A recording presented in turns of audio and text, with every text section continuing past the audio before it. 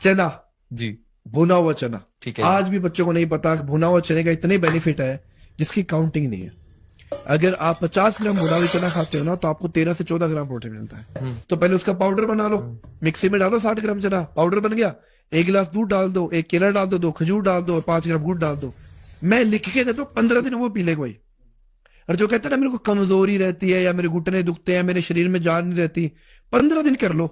16वां दिन आके खुद बोल के जाएंगे यार भैया कौन से डब्बे क्या होते हैं।